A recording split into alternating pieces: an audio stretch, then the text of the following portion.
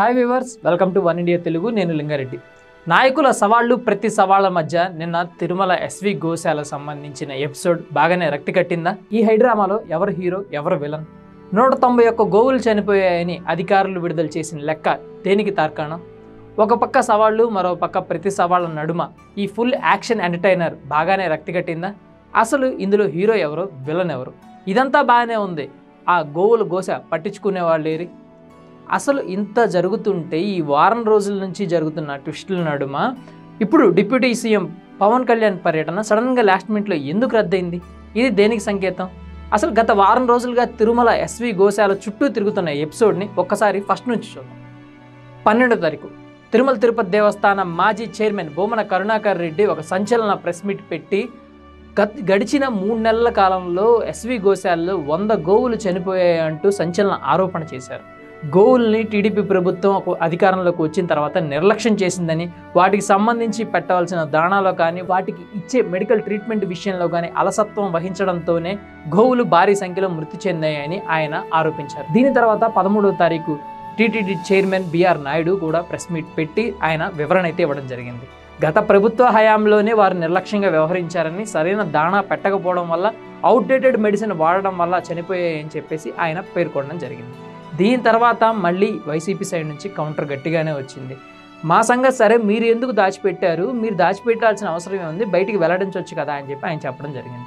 దీని తర్వాత మళ్ళీ టీటీడీ ఈఓ శ్యామలరావు గారు కూడా ప్రెస్ మీట్ పెట్టి అధికారిక లెక్కల మొత్తాన్ని విజిలెన్స్ ఎన్ఫోర్స్మెంట్ బ్యూరో గత 5 ఏళ్లలో జరిగిన విషయాలని, దాని తర్వాత కూటమి ప్రభుత్వం అధికారంలోకి వచ్చిన తర్వాత జరిగిన విషయాల్ని, అప్పుడెన్ని గోవులు చనిపోయినాయి, ఎప్పుడెన్ని గోవులు చనిపోయినాయి అనే విషయాన్ని కూడా ఆయన తేటతెల్లం చేయడం జరిగింది.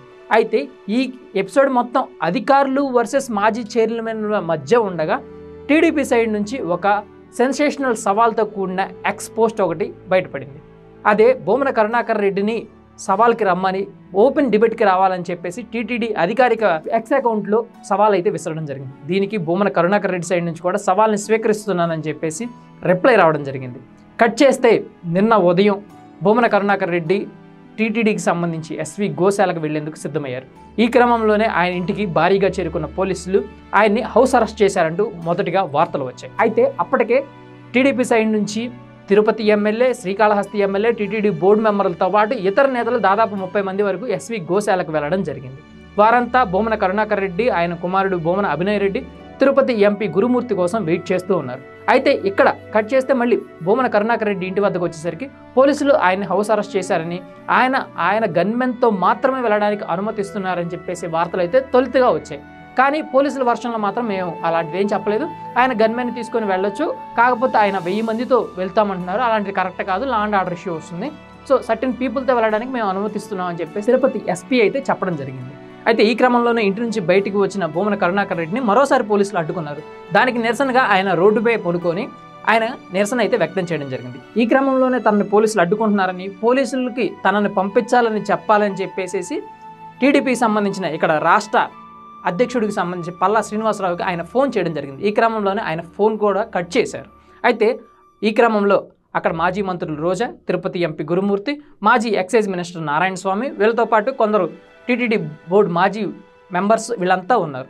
సో చూస్తుండగానే టైం 12 గంటలు దాటిపోయింది. ఎలాగోలా పోలీసులు నచ్చచెప్పి బోమనకి మళ్ళీ ఇంట్లోకి పంపించివేయడం జరిగింది. ఈ క్రమంలోనే శ్రీకాళహస్తి ఎమ్మెల్యే దగ్గర నుంచి బోమనకి కాల్ వచ్చింది. అన్నా, మేమంతా ఇక్కడ మీకోసం వెయిట్ చేస్తున్నాం, మీరు రండి అంటూ ఆయన శ్రీకాళహస్తి ఎమ్మెల్యే మరోసారి పిలవడం జరిగింది. అయితే ఈ క్రమంలో బోమన కూడా తన సైడ్ నుంచి క్లారిటీ ఇచ్చారు. పోలీసులు తనని పంపడం లేదని ఎస్కార్ట్ పంపించాల్సిందిగా కోరారు. దానికి శ్రీకాళహస్తి ఎమ్మెల్యే బొజ్జల సుధీర్ రెడ్డి, నేను ఎస్కార్ట్ పంపిస్తున్నా, మీరు ఖచ్చితంగా రావాలని చెప్పి కూడా కోరడం జరిగింది. అయితే మళ్ళీ ఇక్కడ ఏం జరిగిందంటే, బోమన్ని మాత్రం అలౌ చేయలేదు. బోమన కొడుకు ఎస్వి గోశాల వద్దకు వెళ్ళంగానే ఆయన్ని అక్కడ పోలీసులు అరెస్ట్ చేశారు. దాని తర్వాత తిరుపతి ఎంపీ గురుమూర్తి మాత్రం అక్కడికి వచ్చారు. జరుగుతున్న సిచ్యువేషన్ ఇదని వారందరికీ వివరించడం జరిగింది. తాను ఇక్కడికి రావడానికి గల కారణాన్ని కూడా ఆయన చెప్పడం జరిగింది. అయితే వాళ్ళు ఏమంటున్నారు అంటే, అయితే టీడీపీ సైడ్ నుంచి వర్షన్ ఎలా ఉంది, బోమన కరుణాకర్ రెడ్డి ఇక్కడికి రావాలి, ఖచ్చితంగా చనిపోయిన గోవుల గురించి ఆయన చేసిన ఆరోపణలన్నీ ఇక్కడ వివరించాలని చెప్పి టీడీపీ సంబంధించిన ఎమ్మెల్యేలు, టీటీడీ బోర్డు మెంబర్లు కోరడం జరిగింది.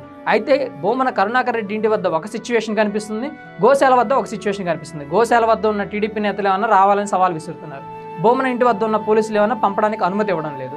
ఓవరాల్ ఎపిసోడ్ మొత్తం మీద కట్ చేస్తే ఫైనల్గా వచ్చేసరికి, అంటే నిన్న సాయంత్రానికి తిరుపతి ఎస్పీ ప్రెస్ మీట్లో చెప్పిన దాని ప్రకారం తాము ఎవరిని అడ్డుకోలేదని ఓపెన్గా వెళ్లేందుకు అనుమతి ఇచ్చామని తిరుపతి ఎస్పీ హర్షవర్ధన్ రాజు అయితే చెప్పడం జరిగింది. కానీ నిన్న సాయంత్రానికి భూమన కరుణాకర్ రెడ్డి, మాజీ మంత్రి ఆర్కే రోజా వీళ్ళంతా ప్రెస్ మీట్ పెట్టేసి సవాలు విసరడం కాదు, సవాలు విసిరినప్పుడు మేము వచ్చేటప్పటికి మీరు ఉండాలి, లేదంటే మమ్మల్ని అనుమతించాలి, మమ్మల్ని అనుమతించకుండా హౌస్ అరెస్టులు చేస్తే సవాళ్ళు ఎలా నిరూపితం అవుతాయి, దీంతో పాటుగా అధికారులు లెక్కలు విడుదల చేశారు. 2024 ఏప్రిల్ నుంచి నిన్న మార్చి వరకు ఎన్నెన్ని గోవులు చనిపోయాయనే దానిపైన అధికారిక లెక్క కూడా విడుదలైంది. 191 గోవులు చనిపోయినట్లు వారైతే ఈ లేఖలో పేర్కొన్నారు. కానీ ఇక్కడ ఆ లేఖకి సంబంధించి ఎలాంటి డిస్కషన్ అయితే జరగలేదు. అసలు మొత్తం టర్నింగ్ పాయింట్ ఇక్కడే ఉంది. రాజకీయ నేతల ఆరోపణలు ప్రత్యారోపణల సంగతి పక్కన పెడితే గడిచిన ఏప్రిల్ నుంచి నెక్స్ట్ ఈ సంవత్సర కాలంలో 191 గోవులు చనిపోయాయంటే అసలు ఎస్వి గోశాలలో ఏం జరుగుతుంది? ఎందుకు గోవుల పట్ల నిర్లక్ష్యంగా ఉన్నారు? మన ఇంట్లో ఉండే 4-5 గోవులు కానీ వాటికి ఏదైనా అస్వస్థత కలిగినా కానీ మనం పట్టించుకుంటాం. అలాంటి తిరుమల తిరుపతి దేవస్థానానికి సంబంధించి ఒక ప్రెస్టీజియస్ గోశాలలో వరుసపెట్టి గోవులన్నీ చనిపోతూ ఉంటే వాటికి ఏమైనా ఇన్ఫెక్షన్లు సోకినాయా, లేదంటే వాటికి ఏమైనా ఆహారం పరంగా ఏదన్నా డేట్ ఎక్స్పైర్ అయిపోయినా ఇస్తున్నారా, లేదంటే వాటిని పూర్తిగా పట్టించుకునే వాళ్ళు కరువు అయిపోయారా? వాటి వ్యధని ఎవరు పట్టించుకోవాలి? ఇప్పుడు టాపిక్ అంతా గోవులు పట్టించుకునే వారి గురించి, గోవుల చుట్టూ జరిగే రాజకీయం గురించి కాదు. ఈ క్రమంలోనే AP deputy CM Pawan Kalyan కూడా తిరుపతి వెళ్లాలని ఫిక్స్ చేసుకున్నారు. దీనికి సంబంధించి ఈరోజు ఆయన తిరుమలలో పర్యటించాల్సి ఉంది. ముందుగా ఎస్వి గోశాలకు వెళ్ళి అక్కడ పరిస్థితిని చూసి దాని తర్వాత స్వామివారిని దర్శనం చేసుకోవాల్సి ఉంది. అయితే లాస్ట్ మినిట్లో ఆయన పర్యటన రద్దయినట్లు అధికారులు ప్రకటించారు. పవన్ కళ్యాణ్ ఆరోగ్యపరంగా ఇబ్బంది పెడుతున్నారని, ఆయనకి హై ఫీవర్ ఉందని, ఈ క్రమంలో వెళ్ళడం కరెక్ట్ కాదని చెప్పి డాక్టర్లు సూచించడంతో ఆయన హైదరాబాద్ వచ్చి రెస్ట్ తీసుకుంటున్నారని ఒక ప్రకటన అయితే వెలువడింది. అసలు ఈ క్రమంలోనే నిజంగా పవన్ కళ్యాణ్ అక్కడికి వెళ్తే జరిగే ఇంపాక్ట్ ఇంకో రకంగా ఉండిద్దని చెప్పేసి చాలామంది అంటున్నారు. ఎందుకంటే అసలు గ్రౌండ్ లెవెల్ వరకు, రూట్స్ వరకు వెళ్ళాలి. ఎప్పటి నుంచి గోవులు చనిపోవడం మొదలైంది? ఈ గోవులన్నీ చనిపోవడం వయసురీత్యా చనిపోతున్నాయా, అనారోగ్య కారణాలతో చనిపోతున్నాయా, ఏదైనా ఇన్ఫెక్షన్ వల్ల చనిపోతున్నాయా అనేది క్షేత్రస్థాయిలో పరిశీలిస్తేనే దీనికి ఒక సమాధానం దొరికింది. ఎందుకంటే ఇలా వరుసగా గోవులు చనిపోవడం అనేది జరిగితే ఇక ఖచ్చితంగా రానున్న 1 సంవత్సరం లోపు లేదంటే 2 సంవత్సరాల లోపు తిరుపతి గోశాల మొత్తం ఖాళీ అయిపోయింది. అక్కడ కళేబరాలు తప్ప గోవులు కనపడవు. సో ఈ టర్నింగ్ పాయింట్లన్నీ ఇలా ఇంతలా ఉంటే రానున్న రోజుల్లో ఇప్పుడు పవన్ కళ్యాణ్ పర్యటన రద్దయింది. అప్కమింగ్ డేస్లో పవన్ కళ్యాణ్ అక్కడ పర్యటిస్తే ఖచ్చితంగా భూమన కరుణాకర్ రెడ్డిని ఒకవైపు, తిరుపతి ఎంపీని ఒకవైపు, దీనికి సంబంధించి తిరుపతి ఎమ్మెల్యేని, శ్రీకాళహస్తి ఎమ్మెల్యేని, వీళ్ళు 5 కలిసి వెళ్తేనే అక్కడ కరెక్ట్ రిజల్ట్ వచ్చే అవకాశం ఉంది. లేని పక్షంలో వాళ్ళ వర్షన్ ఎలా ఉండిద్ది, వీళ్ళ వర్షన్ ఎలా ఉండిద్ది? కరెక్ట్గా అందరూ కలిసి వెళ్ళి అక్కడ ఏం జరుగుతుందో చూసి విత్ మీడియాతో చూస్తే బయట జనాలు కూడా అసలు తిరుమల గోశాలకు సంబంధించి లోపల ఏం జరుగుతుందో, ఇప్పటివరకు లోపల ఉన్నాయా ఒక్క విజువల్ కూడా బయటికి రాలేదంటే ఎందుకంత గోప్యంగా ఉంచుతున్నారు?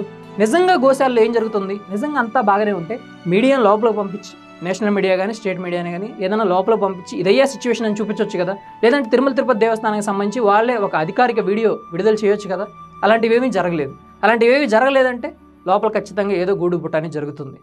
సో దీనికి సంబంధించి మీ అభిప్రాయాన్ని కామెంట్ రూపంలో తెలియజేయండి. Thank you for watching.